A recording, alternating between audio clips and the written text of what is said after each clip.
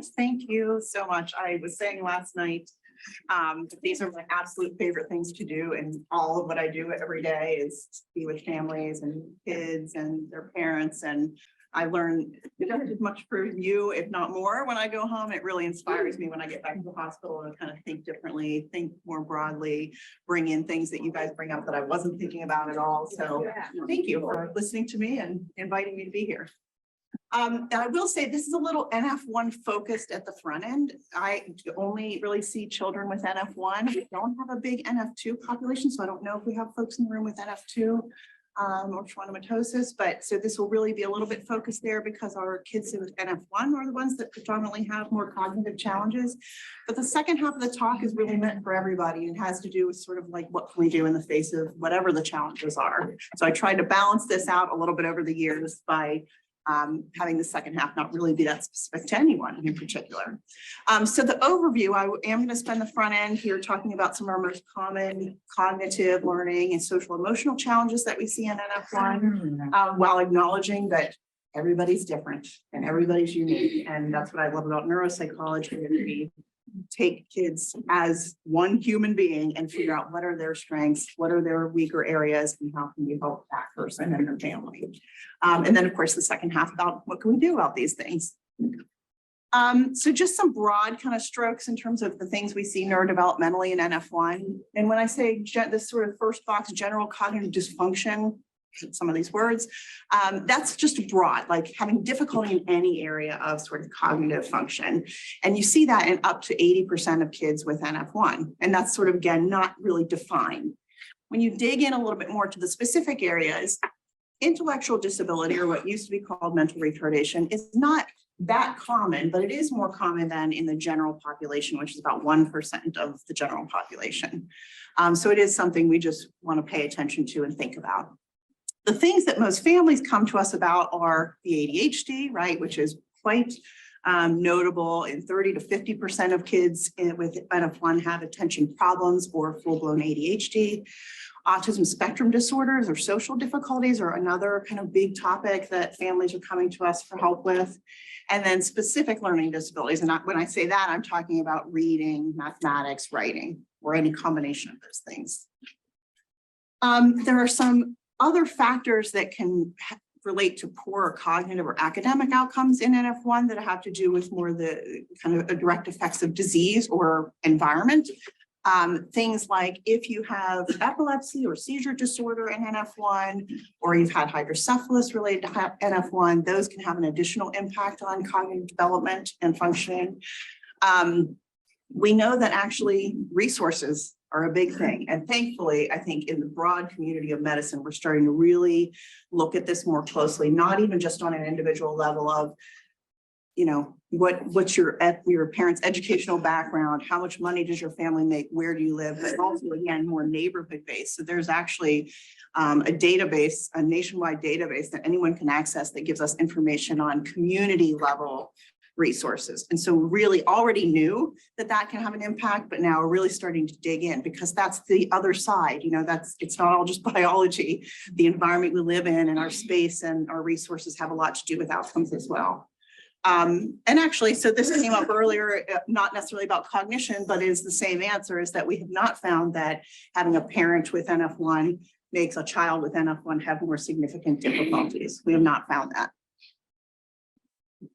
So then when you get into sort of the academic learning, what we're thinking about, and we did a survey, like what do people, you know, what do families want us to study in terms of cognition and learning? And it was mostly learning disabilities.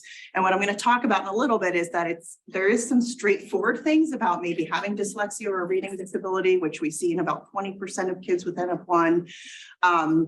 Or math disabilities, but we're going to talk about attention and executive function, and that has a lot to do with these skills as well. So even if you don't have a specific reading disability, your reading may be impacted by other things. And that's important to know what is causing that so we can actually address it in the ways that are most successful. So again, you know, half of our kids have some kind of academic difficulty. About a third have had to repeat a grade at some point. About half which lines up with how many have difficulties, have some kind of special education services in place, a 504 plan or an IEP. And there's some specifics to males having more specific learning disabilities. And we know that ADHD can impact things like reading. And we'll talk a little bit more about that. So then we get into sort of more specific, what I'll call neuropsychological problems. So more versus learning, kind of specific learning areas. So the big ticket items here are the executive function domain. And I'm going to break this down a little bit in case you have not heard about executive functions before, because I think as families, this is something to know about because it's things we can do something about. And it's also one of the things that I think interferes with the most in terms of daily life for a lot of our kids. So inattention, that can be fully diagnostic as ADHD, or it could just be symptoms of attention difficulties, impulsivity, hyperactivity that might not meet full criteria. Working memory. So most people don't really know this term, but working memory is sort of our short-term memory. It's like the front end of memory. So it's not like what we're thinking about when we think about dementia or some other process where, you know, the brain is not forming memories. This has a lot more to do with the front end active process of learning something or using information. So I always tell parents, it's like you're going to the store with a mental grocery list, a long one. You know, how well does that really go, right? So do you get home with all the things, or do you get home and you're like, you know, forgot the milk and the other 10 things. That's a simple example of working memory, but working memory is very important in the day-to-day. It's very important to reading comprehension. It's very important to following instructions, which is a big one that people come like, you know, my kids can't get the morning routine down. They, you know, every day is the same thing, same reminders. Those are indications of sort of working memory challenges. Planning, organization, being flexible in our ways in terms of adjusting to problems and finding a different strategy. These are all can be challenging areas for a lot of our kids. There are some certainly visual spatial, so kind of what you see, your place in space, navigating space can be challenging for kids. And there are some kids that struggle with language, so expressing themselves, understanding language. So these, and again, this is why there's a lot of variability from one child to the next. So you can't just say, oh, you have NF1, you must have these specific challenges cognitively. You're going to be still a unique human. So breaking down executive function a little bit. So these, you can think of executive functions a little bit like an orchestra. And the executive kind of lead, we'll call the conductor, is really the front part of your brain. Now, these skills start to develop when you're young, like really get going 5, really get going around 8, and develop all the way into your 20s at least. Now, for people like me, they're on the downhill side, so that's not too late for me, but not too late for all of our kids. We have opportunities, but they're integrated. So while we have a lot of different categories under this term executive functions, some of which I was saying, working memory, planning, organization, flexibility, emotional control, they still have to work together, right? So it's like having a bad conductor of the orchestra that's kind of like not bringing it all together. And that's where we see more problems. These can be divided into sort of more cognitive and then more behavioral or self-regulation executive skills. So on the cognitive side, it's the ability to kind of, oh, I'm supposed to be paying attention. Let me get focused and then let me stay focused and engaged. Not always easy.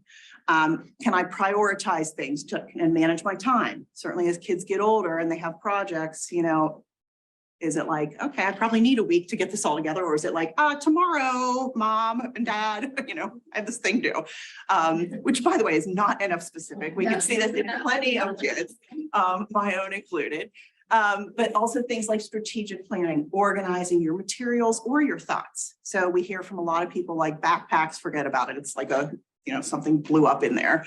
Can't find anything, looking for stuff all the time. Or some kids are fine at that part, but they're more like, and you'll see it in writing more than anything, is like getting your thoughts together to put it onto paper. That becomes a pretty challenging task for a lot of kids. I talked about working memory. On the behavioral self-regulation side, people don't always think about this as executive function, but it is. Those are the things of like getting started, self-initiation. So, you know, lots of kids start being called maybe lazy, or you're being given the impression that maybe you're not interested in working hard, which I can tell you, I could probably count on less than a hand the kids I've seen who aren't interested in doing well. it's usually part of this constellation of issues that just gets them hung up and kind of really struggle to kind of get it going. A lot of times, if you help them get going, good to go, right? Can finish off, do a really nice job. Flexibility, emotional and behavioral control actually falls under this. And just monitoring yourself, and that can play out socially, academically, in all the different areas. We can see the upcoming signs of executive problems as early as preschool. Now that's the front end of development of these skills, but you can pick up on it even that early. Some kids more than others. Again, I talked about the more prominent areas that we see problems from an executive function standpoint. And a lot of families will experience an increase in these problems as kids get older. And I think that's worth talking about for a minute, because it does not mean there's some kind of new brain situation going on. That doesn't indicate there's a problem neurologically. What you're usually seeing, and most commonly, is that, just as we'd expect the demand for these executive skills, they just keep going up, right? If you think about kindergarten into first grade, fourth grade into fifth grade, or sixth grade into middle school, the demands increase, right? In kindergarten, your teacher gave you all your crayons and your stuff, and you just kind of sat at the table and did your thing. First grade, now you got to go get your things, go to these different stations and pick your stuff up. Fifth grade or sixth grade, depending. Now you have a locker, and you can't carry all your stuff around. So you're expected to go back and forth to your locker, get the things you need. These are examples of, and the coursework goes faster, there's more material. So you can see how, if developmentally, a lot of our kids with NF, their development is just slower. It's not that it's not happening, but might not be on the pace of the trajectory of kids who don't have NF1. Then you can see how there's a gap that widens over time a little bit, that you might notice as a parent and feel more concerned about. And those are times to see people like me and say, what's going on? Let's bridge this gap. How do we fix this? And kind of help get them, develop more of these skills.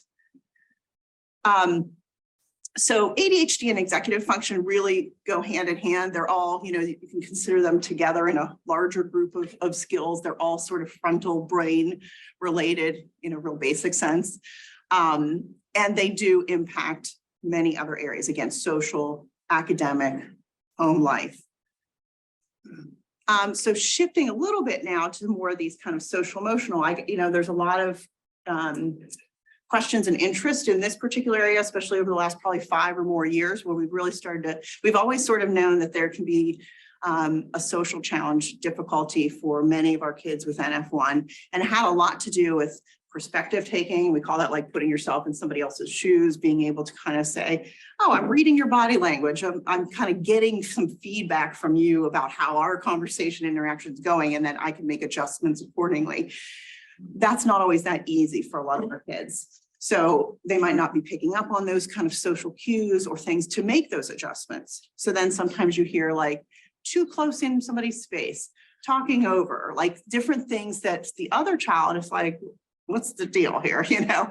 Sometimes in terms of that inflexibility, being too rigid on maybe their idea or what they'd like to do, and not being able to say, okay, let's maybe do your thing for a little bit and maybe we can come back to mine, or vice versa. It's more just kind of gets a little stuck in some spaces. So we took that and then started to wonder, do these kids actually have autism? Are we at that level where we're seeing that kind of rigidity or lack of, or difficulty in these social aspects that reach that level? And so a bunch of research has been done, again, relatively recently. And we do see that autism is more common in NF1 than the general population, but many of the kids do not reach that level of social difficulty. It is more these sort of subtleties, if you will, that are sometimes hard to put a mark on, which then makes them hard to navigate for families and the kids and schools, who like labels to sort of put you into your category, right? So we know what to do. These children don't fit in those categories well. Most of the kids I work with don't. And that's a particular challenge when you're the advocate for the child. Really trying to make sure they're getting what they need, is people want to know, like, well, what's the diagnosis? What box am I checking here? And that makes it pretty difficult. Anxiety is a big thing, actually. Mood can be disrupted at times, although anxiety seems to be much more prominent for a lot of our kiddos. So I said some of this, so the difficulty with perceiving things socially, reading social cues, but there's actually a bit of research on processing faces and emotion recognition, that there are some deficits there. It's particularly in subtle emotions and things like anger. So you can think about that, like if you're interacting with somebody and you're kind of irritating them, but you're not really good at picking up on the little bit of the face that a kid's making. So you just keep at it. And then eventually the kid has just had it, right? Because you didn't get that feedback to be able to make an adjustment and go like, oh, I seem to be kind of, maybe this isn't what you want to be doing right now. So that does limit our kids in terms of how could they do it better. They're sort of at that disadvantage on the front end. There's a lot of difficulty for a lot of kids with, peer rejection, not being accepted, not being part of a group. And I have found, and the literature supports, that our kids with NF are very interested in having relationships and friendships. This isn't like maybe on the more extreme end of autism where there's a lack of desire for those interactions. Our kiddos absolutely want the friendships. It's just a little bit like, I don't know why this isn't working out. So there can be a lot of pain related to not having friendships. I will say it's harder for the parents than the kids in this domain. And as a clinician, we have the least amount of resources. So it's like, I always feel terrible when we're kind of trying to solve these problems together, but we can work them together. I was doing well until you came back here and stood. It's my fault. I know, that's what I'm saying. The camera has decided to follow me everywhere, so I'm in an effort to try to make sure we're like buddies now. we're bonded now. Well, now my picture. Problem solving. We're going to problem solve. This is a real life. Okay, cool. Problem solved. So this is just a bit more on the specific autism diagnosis, or what we call autistic symptomatology, which means not fully diagnosed with autism, but has some of the symptoms associated. So we have found that having an autism spectrum disorder does range from 11 to 34% in NF1. Up to 68% of our kids have some symptoms, not fully diagnostic, but have some of these symptoms. And that's important because then we can use what we know that works well in autism and apply it. So that's why these things are relevant, not to just say, what's the next problem we're going to talk about, but really so that we can fine tune and use what other professions and other subspecialties and other disease groups have learned and go like, oh, we're ahead of the game. We have some things we can implement here. The big problems are social communication when it comes down to these autism symptoms, and that inflexibility, that kind of rigidity on ideas or wants or desires. Okay, so I threw in a little bit of a case example, really not to kind of get into the nitty-gritty of neuropsychology. You'll see a little bit about what I do when I assess somebody, but more about what does that look like in the day-to-day and why somebody might be coming to me and, for help. So a lot of the details aren't super important, but this was a kid I had seen more than once, but at this time he was almost a 9-year-old. He has NF1, of course, and bilateral optic pathway gliomas that weren't impacting his vision in significant ways at the time. So that wasn't a big factor. He, like many kids with NF1, had early motor delays, including speech and fine and gross motor movements, and had been receiving services for those things since an early age. When he was in kindergarten, people started noticing like, maybe not so attentive, even for a kindergartner, which if you're noticing it in kindergarten, it's probably kind of substantial because no 5-year-old has good attention skills. But they were starting to notice like socializing was not so easy. And again, being on target and on task when you needed to be, even in the kindergarten setting, people were starting to pick up on. So by the time, this is the first time I see him, by the time he comes to me, there are ongoing concerns and challenges in these areas of attention and executive function. Now that he's been in long enough, we're starting to see what's happening with the development of reading, writing, and math skills. Those were on the list of concerns.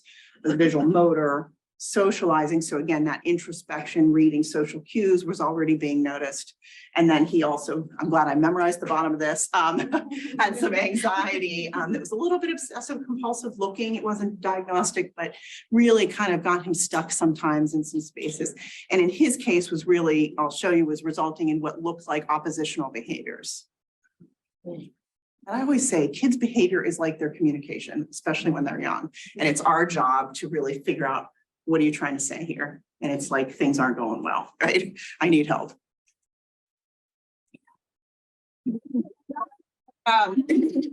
So this is just a layout. I'll go over this quick because again, this is like the nitty gritty and I don't want to lose time to talk about the rest of this, but intellectually, he was actually doing, Sorry. oh, that's okay. He was doing okay. Like like many kids with NF, intellect isn't the problem. That's not what gets in the way. These kids are plenty smart. They're plenty capable of doing lots of great things. Attention was a problem. Many areas of executive function were a problem for him at 8, almost 9.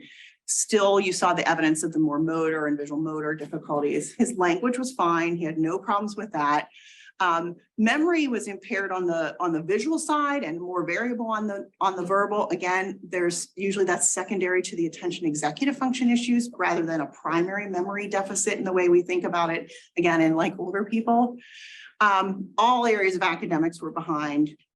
He really had, as I mentioned before, these externalizing behaviors. So when he got really anxious and really stuck in this anxiety, he would explode. And so nobody really understood that relationship yet. So that's a really important one that I feel like sometimes that's the thing I help with most is the anxiety and how much that's playing into the behaviors we're seeing on a day-to-day. And when you don't understand that, right, I think to me, it's the most valuable piece we can do because if I think this is a kid who's just being oppositional, doesn't want to go along with the plan and is making my life hard, my response to that child is going to be one thing. And I'm going to get frustrated as the adult. I'm going to get, not have a lot of options. If I understand this outburst is because this kid's anxiety is so intense and so in there and constant and, really has got him or her stuck, my response to that moment is totally different. And then has the potential for a much more positive outcome, the child feeling supported and the child learning about their own stuff, right? So that we can work together to find alternatives to that particular way of dealing. And then adaptive skills were low. So that's your ability to kind of do your self-help types of things through the day, take care of yourself, get dressed, clean your space, all the things that none of us, our kids do. I love the questions like, do they clean up after themselves? I'm like, why are we asking? So I did want to sort of say how these things played out in the different worlds this child was living in. So in the school setting, but also in the social and the home domains. So what he had trouble with was following instructions, staying on task, completing work, right? These are things that I'm being told about what's going wrong. Problems learning and being available for learning because there was this inconsistency in focus. So, it's sort of like, it's like these kids experience a day that's like a movie with clips removed, and they're always trying to have to work harder to sort of piece this back together. Like, what did I miss there? What did I miss there? And at the end of a full day, especially a middle schooler, that's a lot to try to navigate at the end of a day. So again, understanding that that's the experience of our kids is really helpful as an adult to how can I make some alterations or be helpful? He was always running out of time because he was impulsive and distracted. So by the time the time was up, he only had gotten to some sort of part of what he needed to do. So it wasn't really a slow processing problem, but it was a time problem because he couldn't manage the time. He couldn't stay focused long enough to just really get things done. Since he had reading problems, he had dyslexia or what's also called a reading disability. I will say those are the same thing for everybody, just in case you didn't know, because I've diagnosed reading disability and they're like, yeah, but they don't have dyslexia. And I'm like, same thing. Dyslexia is sort of like an older term for it. But again, when you think, I always do this, when you think about reading and learning from reading, there's a lot involved, right? So you have to be able to read for one thing. So let's say you can read fine, but you have to be able to be focused for long enough. Again, thinking of middle school in particular, high school and beyond. Now you're being asked nobody's teaching you to read anymore. Now they're saying, read this chapter to learn this stuff about science. Okay, we have problems, right? This is a problem. So a lot of our kids will say, all I do is reread and reread because when I get to the third paragraph, I forgot what was in the first paragraph. And here I am, I have no idea what's going on in this chapter. So it's a very slow, laborious, frustrating process for these kids. So there are different ways, I won't have time to get into all the things, but this is why we do on an individual basis. What can we do to help with that? Whether it's audiobooks or some other strategy. Motor impairments were impacting writing. So when he tried to get his ideas out, but so were his organizational problems in terms of he had really great thoughts if you just let him tell you. but what went on paper was nothing like that, right? So there's this disconnect between the thoughts, the ideas, which are really good, but then the organization and the output doesn't match up. Again, if you're this kid and nobody's helping, this gets really frustrating after a while and exhausting. And at some point kids go like, what's the point of trying all this anymore, right? So we don't want kids to get to that space. Okay, so I think I said everything. At home and socially, you know, this was a kid that was intrusive, interrupting, talking over, too close, all these things around the ADHD symptoms that were making it hard socially to kind of have good relationships and stable relationships. At home, that oppositional or seemingly oppositional behavior was really causing a lot of stress for the family and a lot of fighting and you know, distress. Again, not as independent, couldn't really handle the frustration so well at this point. So these were the diagnoses he had. He had ADHD with associated executive dysfunction. He had specific learning disabilities in all three areas. And these are just a little sampling of some of the things we talked about and that we helped him implement. So he already had the IEP. So we were wanting to continue that with OT and speech language. We talked about assistive technology and how that can be helpful. So that can be devices, that can be, there's lots of options, but I will say these are very hard to get at schools. They don't like when I recommend this, or OT for that matter. Reading intervention, so pull out reading intervention to really help build his skills because he's getting to this point in this window for learning to read that we're getting to the tail end of that in terms of really maximizing that. It's always possible to make a difference, but we do have some windows that are helpful to think about. Having an aid or a small classroom for his particular case was going to be important. Different accommodations, social skills support, and behavior intervention plan are some of the ideas we implemented at his school. He was already on a medication for ADHD, so just tracking that and making sure we had a maximal kind of response to that medication. But the NF summer camp was a recommendation. A lot of the universities in our area have summer reading programs that are free. So we have kids go, it's sort of like a reading camp. I don't know how much they like that, but it's possible for some benefit of reading over the summer and some continuation of learning over the summer. Therapy, and then just monitoring with us over the years. So we're on top of things and we're being proactive in his life.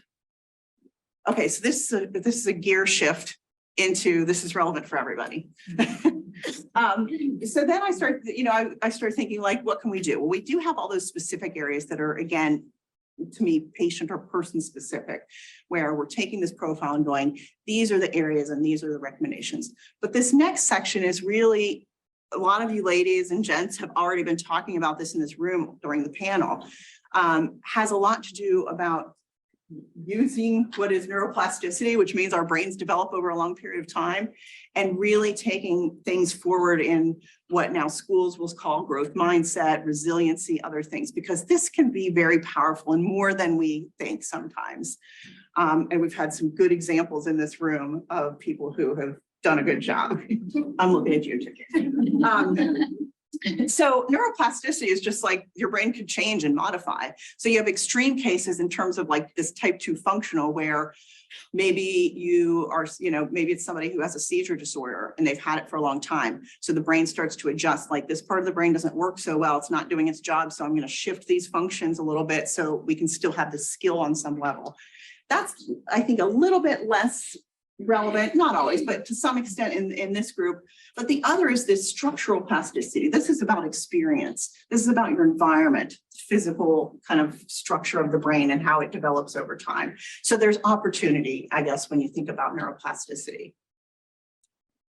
Things develop at different times and with different windows of kind of speed. This is not comprehensive, but gives you a general idea of, when you're born, the first things you can see and hear, unless there's a problem, then language comes first, and then, and motor skills, and then more of these complex kind of cognitive functions.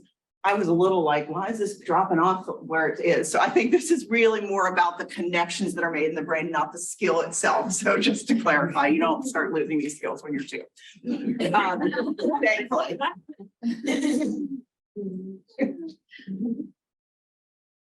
Okay, so Carol Dweck is like the grandma, the mom of growth mindset. And again, you might see this with different terminology, but I really like the work she's done over the years and how she thinks about and how she teaches people to kind of use this different mindset to tackle any problems.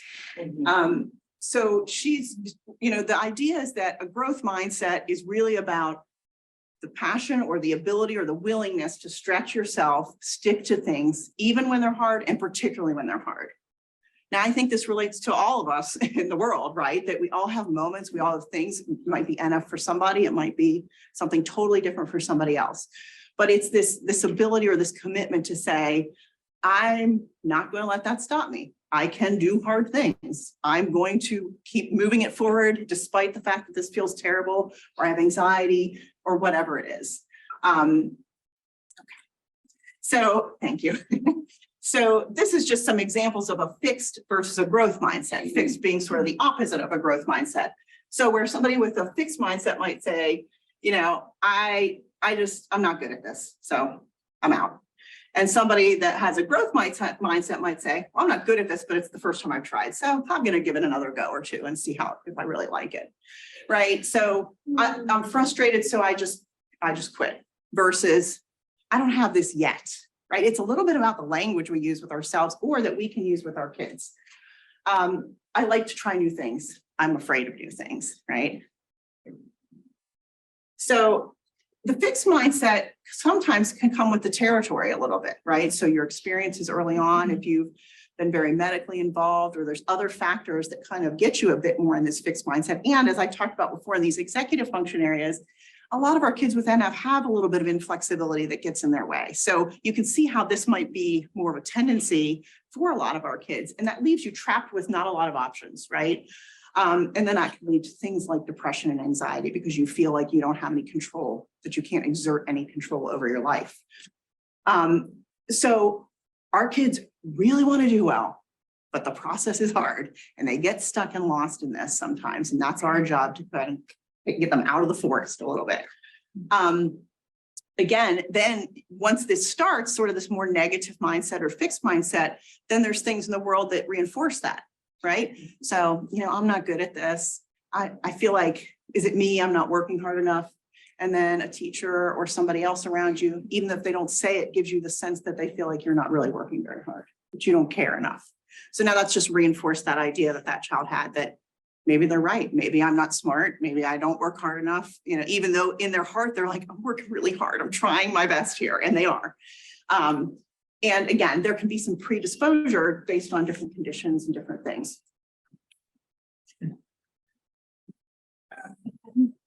I don't know. I mean, I don't have a mic on, so. And then there's some really interesting information and research out there. Oh, minutes, my God. I'm going. There's some really interesting information out there on mindset and achievement. So this isn't just like a psychology touchy-feely, like let's all be positive and it'll all be okay. So don't think that. There's literally data to say when we, so basically what they did is a growth mindset intervention for a bunch of kids and then looked at their math GPA before and after. So before you had, and they have two groups, they're basically at the same spot from their math performance. And then they did the intervention and after then gave them a chance to keep doing math and showed that the kids that got the growth mindset intervention showed a significant improvement and the kids who didn't kind of stayed the same-ish, So there was definitely this difference in the groups as they went. On top of that, and I'm going to give you some tips about how can you kind of build growth mindset and build this idea in your own family, and your own kids or yourself. A lot of it has to do with how we're giving feedback. So one of the big things is praising effort and not performance. So as a neuropsychologist, this is what I do all day. I really like how you're working. The kids are like, is that right? And I'm like, I love how you're working. And they're like, you're annoying because I want to know if I got it right or not. But it's like, I really like how you're paying attention. I like how you thought about your answer before you gave it. So I'm not saying, awesome, Johnny, that was right. Or that's wrong, right? I don't care about the outcome of what the kid's doing. I care about how's he or she doing it? And if you can shift gears that way, it can have a substantial impact on the kids in that way. So that's what they did in this, is they took two groups of kids, they did this trial of problem solving kinds of skills. They forced a failure. So they basically set it up so the kids all failed this thing, this item. But then they praised them in different ways. I know we're mean. We praised them in different ways. One was like, oh, you're so smart, or, really on the intelligence level, like praising or not praising. And then the other was on the effort, like, that's a really good try. I like how you did that. I like how you thought. And you see drastically different performances after that kind of just a simple way that we spoke about the same situation after the fact on their next trial. This approach really empowers kids. And to me, that's the best thing we could ever do, is educate kids about themselves, empower them to be their own advocate, empower them to feel like anything is possible, even if I'm facing a very significant challenge, right? That I can do this. And it doesn't mean it's easy. It just means I'm capable, right? They can increase communication with words instead of behaviors. That's really helpful because we're a very verbal world, It's like, as we get older, we can say like, leave me alone today. I'm really not feeling it. But the kids are just like, I'm just going to punch you, like get away. So behaviors in young kids are more of what we see, but we want them to be able to say, I'm really struggling right now. Like, I really need your support. I need a hug. I just need some quiet time, whatever it is. And it increases confidence and self-advocacy and independence. So, okay, here's some things I'm going to just kind of go through. So you can ask questions like, and these are just examples, and I have a slide at the end. I think you guys are you giving out slide handouts, or they can get these? We will be before you. Oh, perfect. So there's a slide at the end with some starter points or starter places for this kind of stuff. But, you can start asking questions that, again, foster this. What'd you do today that made you think really hard? That was hard for you? What new strategies did you try? What mistakes did you make that taught you something? That's way better than like, why'd you do that? That was not smart, right? We want to support growth by rewarding the process that as we already talked about, changing up our language as we're communicating, and modeling a growth mindset, which may mean that we have to learn it first, right? We might have to be doing better as adults. I think we all are probably in this space. So praising effort, not work, not results. When we do that, it's much more motivating to keep trying, right? Because I'm saying, you trying, whatever the outcome is what I'm impressed by. So then the kid goes, I like that. I like that my mom's happy with that. I want more of that. So it's, it's really actually much simpler, but not easy to implement. So now this is really examples of what kids might say to themselves, or us adults might say to ourselves, but we could also kind of give hints of how else we might be able to say something. So if our kid comes and says, I can't do that.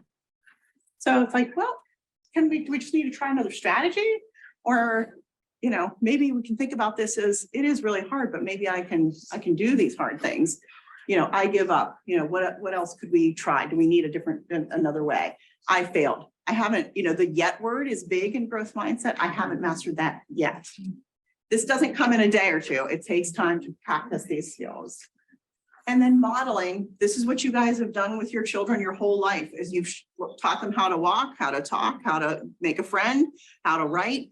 It's no different. It's just maybe later on, right? We're still going to show them. And that's through us being, verbal ourselves, like, oh man, I'm really frustrated. This thing is, and then talking through the process of getting out of that moment.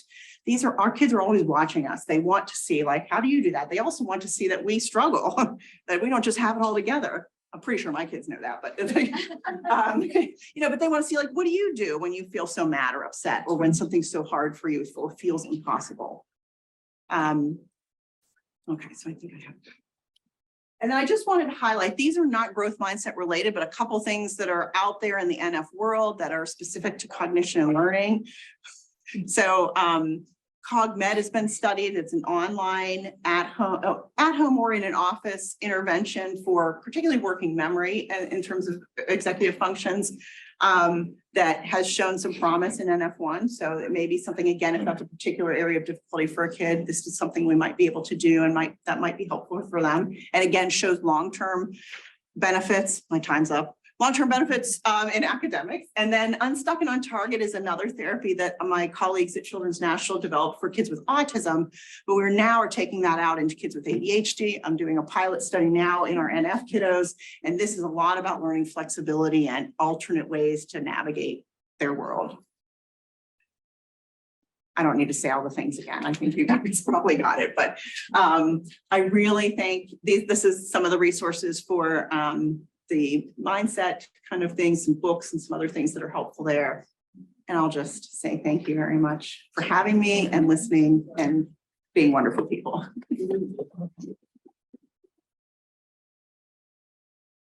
And now I left no time for questions. Well, we're gonna be flexible. Oh, I like this. This is awesome.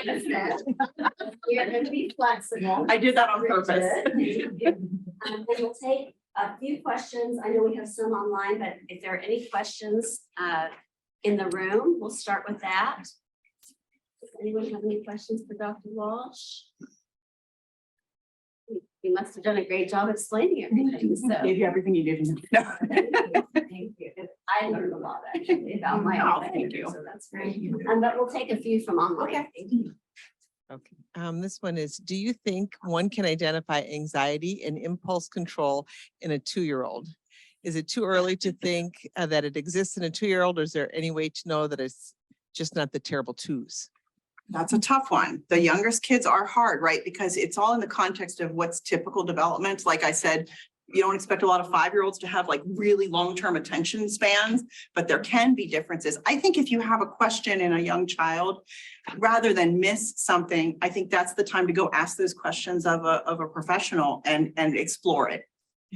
Even if there's nothing there, it's good to know that, right? Even if this is typical, kind of some typical 2-year-old behavior, which we know can get radical at times. But if there is something there, then now we've had an opportunity at the very front end. It is hard to evaluate kids that young for things like anxiety, but it's certainly, it's certainly possible for psychologists to explore that. And I will say, if it was me, if I was not sure, I'd be saying, I'm not clear on this, but here's how we're going to follow to determine this with time.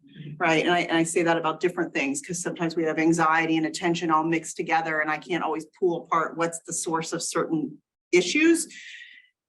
I'm always okay saying, I don't have that answer. I can't figure that out now, but here's how we're going to figure that out.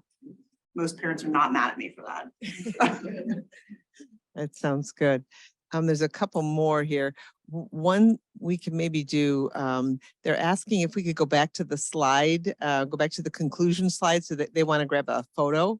Oh, They're okay. saying excellent presentation. Oh, yeah, there you go. Okay, and then Is that the one? she's saying the conclusion slide. Oh, I'm sorry. There it is. Okay.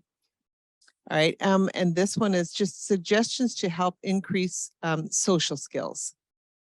It's always a challenging one. So we always have social skills groups. This is sort of our go-to, right? But by the way, they're very hard to find, and they're very hard to find if you don't have autism.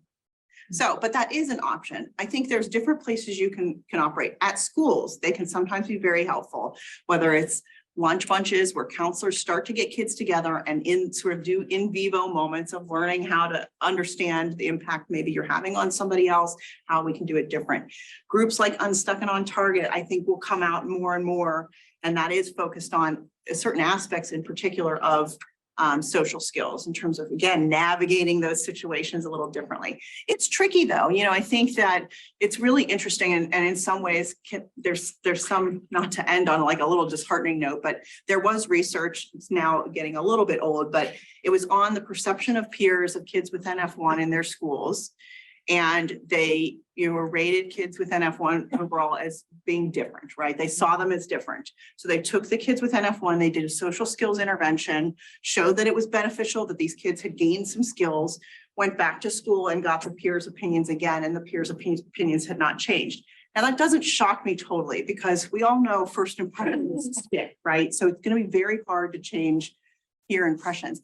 One of the things I think can be helpful is other opportunities, other activities. So don't think of it just in school. There's a lot of places for kids to find their people, right? I mean, so just thinking you got to make friends at school, that's not going to necessarily cut it for a lot of kids. So do you like sports? Do you like art? Do you like, programming? I mean, kids do so many cool things now.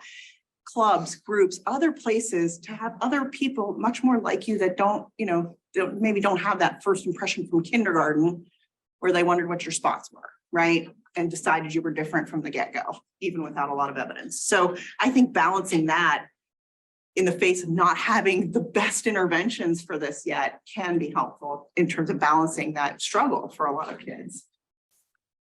I think we have a few more minutes. There's a couple more questions here.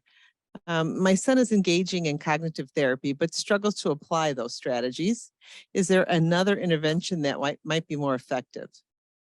I guess it depends how it's being done. I think the best interventions work continuously and with real life examples, right? So there's an evidence-based kind of cognitive executive intervention that's organization planning time management. It's not really a fancy name, but that is what they do. What you do in that is it's a weekly therapy, and the kids bring their things that they're working on, and you help them develop strategies around organization, working through. So it's a really more in vivo, so it can be applied.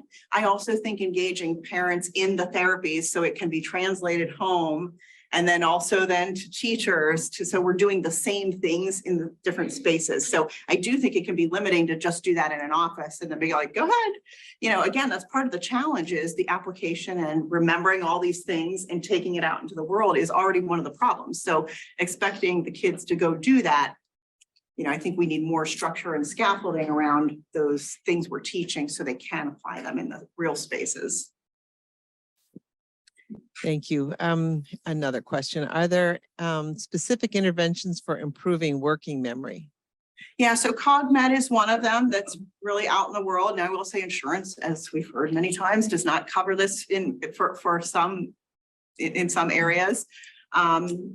As an intervention. Certainly those kinds of things, there's a lot of workbooks, there's a lot of accommodations, there's a lot of things we can do at home. Like the ADHD book of lists I did not have on there is a really good one, even if your kid doesn't have full ADHD. It has lots of ideas around executive functions, and it's on Amazon. It's not expensive. It's really and you can use that at home and just pick and choose what's relevant. So it gives a lot of ideas about building working memory. Some of it's accommodation and some of it's trying to, again, build that up further. The accommodations are the things that I'm doing right now, which is writing a lot more things down and having my, lists of things and then my reminders to look at the list and all that. So sometimes kids need that too. It's not just for old people. So there's different strategies. And I think, again, when we can get in with kids individually, then we can build these certain programs around what they need from a working memory standpoint. But there are a couple like CogMed out there that are on the market and that some therapists are offering. Thank you. We need working memory for adults too. Oh, for sure. For sure. I'm not sure how this can even be answered, but I'm going to ask it to you. And this one is saying, do you think these specific LD schools are helpful for our NF1 kids? My daughter attends the Go School in South Wales for language-based LD. Yeah, I think there are schools that specialize and sometimes they can be good. There's no good answer to this because, there's a lot of variability between schools. I'll have some kids that do better in the public school than they did in a private school or a special school, just based on the schools that were available and what the differences were and what that particular child needed. Some of our kids do much better in either language-based, focused schools or schools focused on, kind of like twice exceptional children. So, that have disabilities, but also have really strong areas and intellect and other things. Those kids don't often fit really great into our systems the way they stand. So I think there's potential. And I think it's always about balancing out the cost because often these are out-of-pocket schools and very costly, and I always say, go visit, go see it, and trust your instincts as a parent to go, this feels like a good fit. My kid went there and felt good, or despite them being a specialized school for language, this didn't seem like the right space. So I think you'll get a lot from just being in the school, asking the questions, but it can vary a lot. But I think there's potential certainly for schools that are more specialized to be beneficial, but it's not necessary for everybody. Thank you. We're right at 11:50, so I'm going to stop. I'm sorry, there was one question we just couldn't get to. Thank you. I'm happy to answer it offline for somebody if you want. Thanks. Thank you.